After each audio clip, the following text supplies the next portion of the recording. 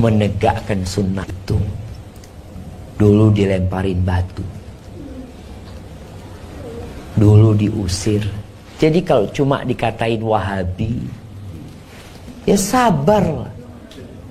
Ada yang kalah Wahabi. Apaan Wahabi? Wallahu a'lam. Tapi kayaknya ke Wahabi. Apa Wahabi? Wallahu a'lam. Subhanallah. Celaan radikal. Arti ana pun merasakan hal itu. Ana pulang dari pesantren, ana ceritakan beberapa kali. Ana pulang dari pesantren, kita tuh ada satu ustadz jamaah, masya Allah. Ustadz itu guru bahasa Indonesia. Dia punya jenggot mungkin cuma 9. Kita tuh santri kalau ngelihat ustadz ini, ustadz jenggot naga nih. Nah, supaya dia guru bahasa Indonesia, tapi masya Allah sabarnya dia ngajarin kita ya. Sampai suatu saat anak pulang berjenggot. Orang tua anak takut. Ini pulang pesantren. Dia lihat, Syafiq sini katanya. Syafiq ikut aliran apa katanya? Ikut aliran apa? Orang tua yang astagfirullah ya. Karena takut, orang tua takut. Padahal anak pakai jenggot itu tahun 95. Kelas 3 SMA. Waktu itu. Kelas 3 SMA pakai jenggot, ya itulah didudukkan di sidang sama orang tua karena mereka takut ikut aliran macam-macam. Jadi kalau anti mungkin pakai jilbab panjang belajar sunnah dituduh macam-macam, sabar.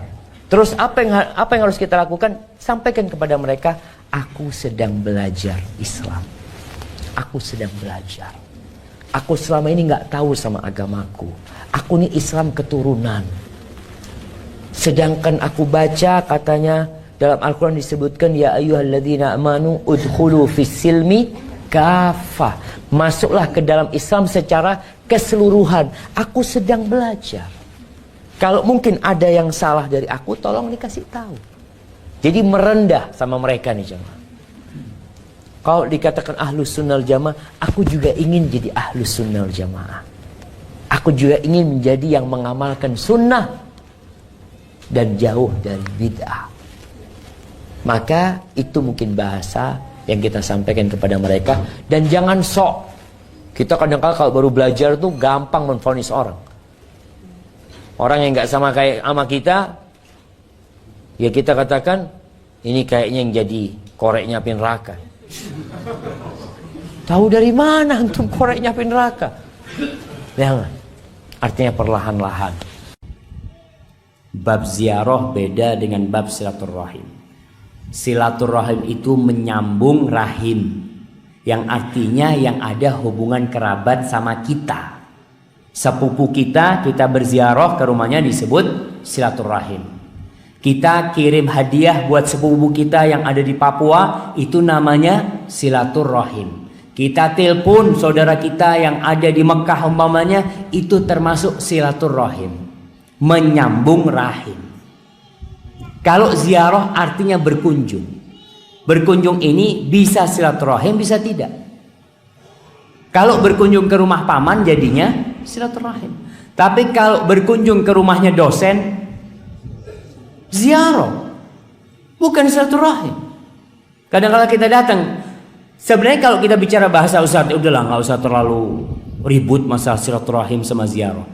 Kita perlu ributkan karena banyak orang akhirnya dia itu suka ke rumah sohibnya, menganggap suka silaturahim. Dia beranggapan aku ini orang yang suka bersilaturahim. Padahal yang dia kunjungin sohib-sohibnya, sepupunya tidak pernah dikunjungi, pamannya nggak pernah didatengin. Tapi karena dia suka ke sohibnya, berpikir dia orang yang bersilaturahim. Kadang-kala kita, kenapa kau datang ke sini, ke rumah sohib nih? Ya silaturahim supaya rizkinya tambah luas, umurnya tambah panjang. Hadisnya bukan untuk ini. Bab ziarah beda, ada pahalanya. Tapi silaturahim lebih besar lagi pahalanya buat orang yang menyambung rahim. Walaupun orang sekarang kadang-kala kalau kita ngomong assalamualaikum fulan, sohibnya ana mau ke rumah ente ya, mau ziarah kata dia. Allahu Akbar. nggak ada kuburan di rumah nanti mau ziarah. Pikirnya rumahnya ziarah akhirnya untuk kuburan. Enggak jemaah. Allah mengatakan, Rasul sallallahu alaihi wasallam menjelaskan dalam hadis ini, anna rajulan zaro, seorang lelaki berziarah, artinya berkunjung ke rumah saudaranya. Ditanya sama malaikat ini, kau mau kemana? Ada saudaraku di sini, aku kepingin ziarah ke tempat dia. Qala hallaka alaihi min ni'matin tarubbuha. Apakah engkau datang ke tempat dia ini ya untuk meminta balas budi ya, atau ada nikmat yang kau harapkan dari dia? Qala la, enggak ada. Aku cuma kepingin ziarah. Ghaira anni ahbabtuhu fillahi azza wa jalla.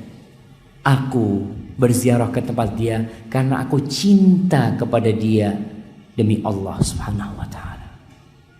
Lalu apa kata malaikat ini? Qala fa inni rasulullah ilaik.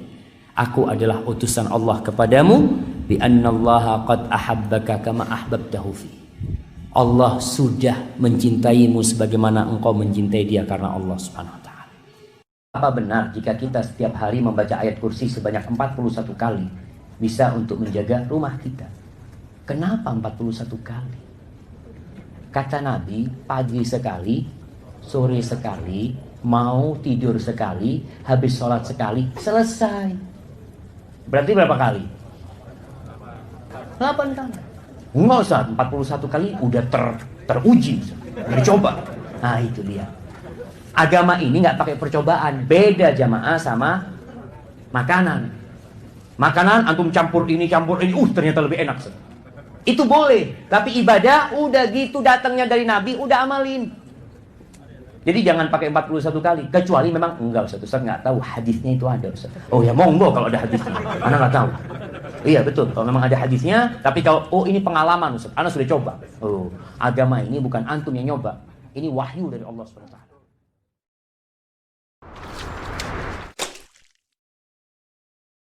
Zikir Ustaz, bagaimana perbandingan antara zikir pagi dan petang dengan membaca Al-Quranul Karim? Karena terkadang kita malas untuk zikir pagi dan petang disebabkan membutuhkan waktu yang sedikit lama, dan beberapa teman lebih mengutamakan langsung mengaji setelah zikir surat fardunya karena mereka berkata sebaik-baiknya zikir adalah membaca Al-Quran. Mohon nasihat dan jawabannya Ustaz. Nah jamaah, subhanallah ya, memang ilmu ini membuat kita jadi tahu mana yang mulia dan mana yang lebih mulia. Kalau memilah antara yang penting dan tidak penting, insya Allah semua orang bisa melakukan hal itu. Tapi memilah antara yang penting dan lebih penting, dua-duanya penting, mana yang lebih penting? Berkaitan dengan zikir, jelas zikir yang paling mulia adalah membaca Al-Quran Karim. Al-Quran itu termasuk zikir. Allah mengatakan inna nahnu nazzalna dzikra wa inna lahu lahafidz. Zikir. Allah mengatakan waman a'rada an dzikri, barang siapa yang berpaling dari peringatanku, itu Al-Quranul Karim. Kemudian gimana antara zikir pagi sore dengan membaca Al-Quranul Karim? Ketika kita meletakkan baca Al-Quran di waktu berzikir pagi sore, maka kita akan kehilangan waktu mulia berzikir itu. Baca Quran bisa kapan aja antum. Baca Quran setelah matahari terbit, di kamar. Tapi zikir pagi ini berakhir waktunya dengan terbitnya mentari. Kemudian zikir sore berakhir dengan tenggelamnya matahari umpamanya. Antum kehilangan waktu itu. Maka orang yang cerdas adalah yang ketika memanfaatkan waktu yang tepat untuk amalan yang tepat pada waktu itu. Ketika mendengarkan azan, ketika ada yang azan, amalan apa yang paling tepat? Menjawab azan. Itu yang paling mulia. Ketika ada orang salam, amalan apa yang paling mulia? Antum mengatakan subhanallah, subhanallah, subhanallah. Ada orang salam, subhanallah, subhanallah, subhanallah. Qul waalaikumsalam, itu lebih mulia pada waktu itu. Karena untuk lanjutannya antum bisa lanjutkan zikir itu nantinya. Hadza wallahu a'lam bissawab. Assalamualaikum sahabat konsultasi Islam. Punya masalah seperti mereka? Tanyakan saja di aplikasi konsultasi Islam, tersedia di Play Store. Bagaimana para pedagang, bisnismen, Ya. Ada sebuah hadis khusus berkaitan dengan mereka yang diriwayatkan oleh Imam Darimi dari Al-Bara bin Azib radhiyallahu anhu qala atana Rasulullah sallallahu alaihi wasallam ila al-Baqi. Suatu hari datang kepada kami Nabi alaihi salatu wasallam menuju ke Baqi. Faqal, lalu Nabi mengatakan kepada para sahabatnya, "Ya ma'syarat tujjar." Wahai para pedagang. Dipanggil, maka para pedagang ini pada ngelihat ke Nabi semuanya. Tertuju pandangan mereka, leher mereka menuju kepada Nabi SAW. Nabi panggil mereka. Setelah mereka konsentrasi, mendengarkan suara Nabi SAW, baru beliau mengatakan, Innat tujjar yuhsyaruna yawmal qiyamati fujjaran illa manittaqa wa barra wa sadaq. Sesungguhnya para pedagang pada hari kiamat akan dihimpun dalam kondisi mereka adalah pelaku dosa. Orang-orang jahat mereka. Kecuali yang memiliki 3 kriteria. Engkau pedagang, tujjar fujar. Pedagang itu banyak penjahat di antara mereka. Kecuali yang punya 3 kriteria. Ittaqah, dia bertakwa kepada Allah SWT. Dan jual beli dia. Dia tidak menjual yang haram. Tidak menjual dengan cara yang haram. Tidak menipu. Tuh. Bertakwa kepada Allah SWT. Wabar. Dan dia memenuhi sumpahnya. Kadangkala pedagang ini sukanya sumpah. Wallahi anak ngambilnya sekian. Anak kasih untung antum sekian. Banyak sekali para pedagang itu. Demi Allah ya. Anak pernah ditipu sama pedagang. Ketika kok kayak gini barangnya. Wallahi. Wallahi apanya wallahi. Benar-benar ditipu, tetap sumpah jamaah.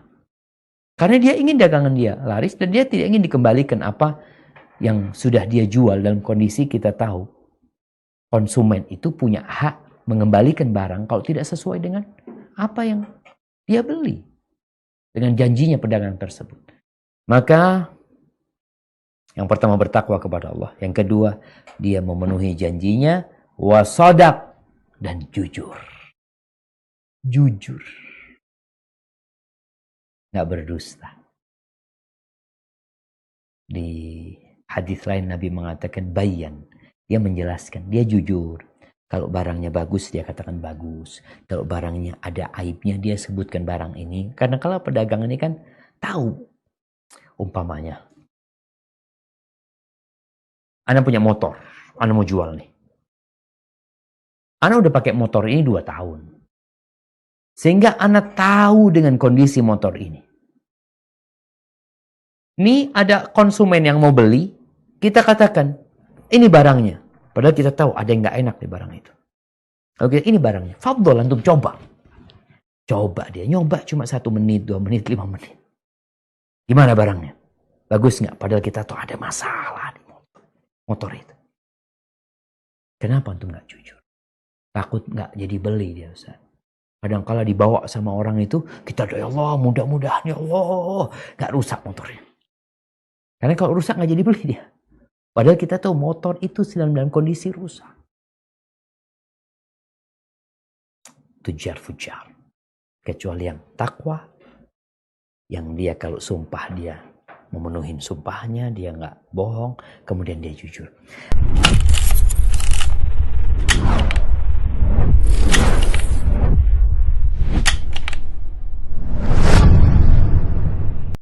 Sekarang kalau bicara bagaimana kita meninggalkan K-pop ini, ya udah kita buka kepada anak-anak kita, mereka itu siapa sebenarnya. Kebohongan itu membuat anak kita jadi puas. Aku nggak boleh menonton itu lagi. Pengaruhnya kepada anak-anak kita. Oleh anak sampai sekarang nggak tahu. Cuma memang dengar yang namanya drama Korea ini jamaah sudah mewabah. Bapak-bapak, kira-kira apa yang harus kita lakukan? Iya, cari ganti. Cari ganti. Karena orang itu biasanya memang ada yang namanya kecanduan. Sehingga yang kecanduan itu ada rehabilitasi. Bagaimana sekarang direhabilitasi dia? Ya gimana rehabilitasinya dibikin? Kalau dia kecanduan film, bagaimana kita kasih dia aktivitas yang membuat dia nggak punya waktu untuk nonton. Orang tua tadi kita katakan duduk sama anaknya, ngobrol sama anaknya. Ketika nonton sesuatu, perlu memang ada screening time sama anak-anaknya. Ada playing time, ada waktu nonton. Nonton yang bermanfaat. Nonton yang ada gunanya. Duduk sama anaknya. Lihat nih.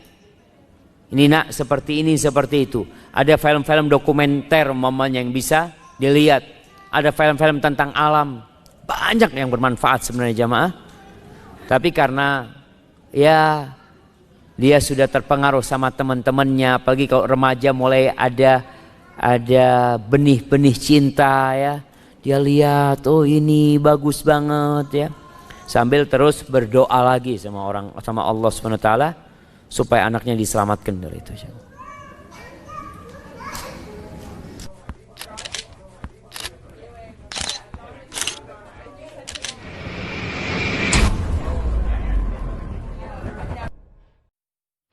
Apakah istri bisa juga sebagai syafaat buat suaminya? Bisa. Di sini apabila mereka orang-orang soleh jemaah, mereka akan saling mengenal. Apabila cinta di dalam rumah tangga dibangun di atas takwa, maka sampai hari kiamat tidak akan putus cinta itu. Kata Allah, semua yang saling mengasihi, semua yang saling mencintai, kelak pada hari kiamat akan saling bermusuhan. Kecuali orang-orang yang bertakwa. Kalau suami mencintai istrinya karena takwa, dan istri mencintai suaminya karena takwa, bisa jadi istri yang masuk surga lebih dahulu mungkin. Karena dia memiliki amalan yang banyak, Allah merahmatin dia kemudian, lalu dia ingin suaminya masuk surga, dia bisa minta sama Allah. Asalkan Allah memberikan izin dan suaminya diridhai oleh Allah Jalla Jalaluhu. Wallahi jamaah, ada seorang syekh cerita dalam salah satu ceramahnya, cerita tentang seorang dokter perempuan di sana, di Arab sana. Ada seorang anak lelaki bawa ibunya masuk ke dokter ini, subhanallah. Ibunya ini gila. Anak-anak muda, belum nikah. Dia bawa ibunya. Nanti ibunya tersenyum sendiri, ketawa sendiri. Masuk ke ruang dokter itu, mejanya dokter diputerin sama ibunya. Anaknya minta maaf, ya dok, kata dia. Sekali-kali nanti ngeliat di televisi dokter itu, ada gambarnya Ka'bah. Ibunya ngomong, nak kau, bukan nak ngomong, kamu bohong mat kau bohong sama ibu. Katanya mau dibawa umroh ibu, kata dia. Nanti diludahin anaknya, digigit anaknya. Nanti kerudungnya ibunya terbuka, dipasangin lagi. Itu dokter tanya sama anaknya, ini siapa? Ibu anak, kata dia. Sejak kapan dia seperti ini? Sejak lahir. Loh, terus gimana engkau bisa lahir? Iya, sama kakek anak, ibu anak dinikahkan. Tapi 10 bulan ceraikan. Ya karena seperti ini Pak. Anak lahir dari rahim ibu. Dan seperti ini kan? Iya, kata dia. Engkau berbakti sama dia, kata dia. Dia kan gak kenal sama engkau. Iya, dia gak tahu sama anak. Tapi Allah tahu kalau dia ibu anak kan. Allah tahu kalau dia ibu anak. Anak harus berbakti. Ditanya, ibumu sakit apa? Ibu kena gula, kata dia. Setelah dikasih resep, itu dokter cerita, pasiennya keluar, ditutup pintunya. Dokter ini nangis. Dia mengatakan, ana sering dengar ceramah tentang birrul walidain. Ana sering mendengarkan tausiah ustaz tentang berbakti kepada orang tua. Tapi ana baru sekarang melihat kebaktian seorang anak sama orang tuanya. Ibunya gila, dia tetap berbakti. Dan dia mengatakan, iya ibu anak gak tahu sama anak, tapi Allah tahu kalau dia ibu anak. Dan yang ngasih wasiat supaya kita berbakti sama orang tua itu Allah jemaah. Apapun yang dilakukan orang tua kita, apalagi ibu. Allah katakan hamalathu ummuhu kurha wa wada'athu kurha. Ibu kita, hamil kita itu dalam kondisi yang sulit. Ada ibu yang harus bed rest demi anaknya lahir. Demi kita lahir, ibu kita itu bed rest. Capek dikit keluar darah. Ada yang harus hamil kita dalam kondisi dia ditinggal sama suami. Dia harus cari nafkah sendiri. Ada yang harus muntah-muntah demi kita. Lalu kita berdiri buat ibu kita. Capek. Diceritakan seorang. Ya kita semua tahu ceritanya. Tentang 3 orang yang masuk ke dalam gua. Kemudian gua itu tertutup dengan batu yang menggelinding. Lalu mereka bertawasul dengan amal soleh mereka. Salah satunya yang mengatakan, Ya Rabbi, Allahumma, Ya Allah, aku punya 2 orang tua. Aku punya 2 orang tua. Yang aku senantiasa memberikan susu kepada keduanya sebelum keluarga yang lain minum susu. Dia sudah menikah, dia punya istri, punya anak. Pada suatu hari, ya Allah, aku kejauhan cari rumput. Sehingga aku balik dalam kondisi orang tua sudah tidur. Maka aku pereskan susu buat keduanya, ya Allah. Allah tahu, tapi dia mau cerita sama Allah. Dia ingin tawasul dengan amal soleh dia. Lalu aku taruh di wadah. Aku datang ke bapak ibuku, mereka tidur. Maka aku berdiri di hadapan kedua. Jamaah, bukankah bisa dia taruh di sebelah meja ibunya susu itu? Dia ambilkan meja, taruh di sana, dia bisa tidur. Dia sudah berbakti sama orang tuanya dengan seperti itu. Tapi anak ini tidak. Aku berdiri, ya Allah, aku gak ingin membangunkan keduanya. Dan aku terus berdiri, aku pegang itu susunya. Sampai mau subuh bangun, aku serahkan kepada kedua. Anak-anaknya nangis minta susu. Kata dia, lah, sampai bapak ibu aku minum. Kalian jangan minum. Kita kadang-kala sudah menikah lebih peduli sama istri kita. Lebih peduli sama anak-anak kita. Nggak ada hadis yang mengatakan anak itu pintu surga, jemaah. Yang ada itu orang tua pintu surga. Kita peduli sama anak-anak kita. Beli oleh-oleh buat istrinya. Ditelepon istrinya mau apa, kepingin apa. Pernahkah engkau telepon ibumu? Tanya Umi kepingin apa, Umi? Ana lagi dalam perjalanan, Umi. Jemaah, itu anak, Masya Allah. Dia berdiri. Kenapa dia kuat, jemaah? Karena dia tahu Allah yang nyuruh dia berbakti. Mungkin tidak ada yang melihat berdirinya dia. Tapi Nabi ceritakan berdirinya dia. Dari malam jamaah sampai pagi. Berapa jam dia ingat ibuku hamil aku 9 bulan. Capek. Manusia itu kalau kasih nikmat sama Allah, dikasih jabatan, diberikan kenyamanan dalam kehidupan ini, lalu dia beranggapan Rabbi akraman, Allah tuh lagi memberikan kemuliaan kepada aku. Wa amma idza mabtalahu faqadara alaihi rizqahu fayaqulu rabbi ahanan. Tapi sebagian orang kalau dibikin sempit rizkinya, susah hidupnya, daftar kerja sana ditolak, ya usaha sana gagal, dia mengatakan rabbi ahanan, Allah menghinakan aku. Kalla, enggak kayak gitu ukurannya.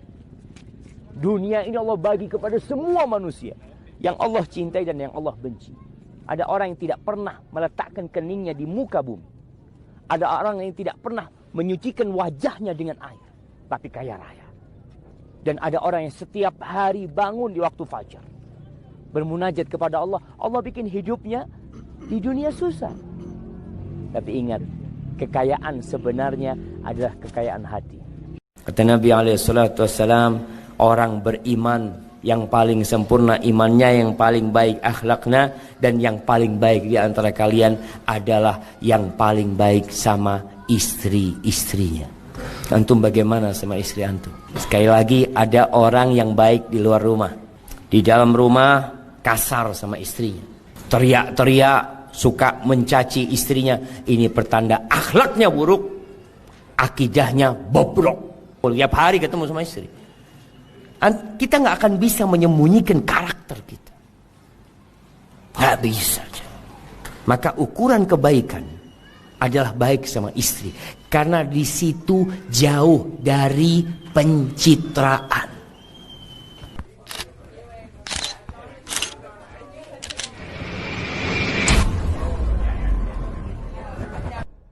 Kata Nabi SAW, orang beriman yang paling sempurna imannya, yang paling baik akhlaknya, dan yang paling baik di antara kalian adalah yang paling baik sama istri-istrinya.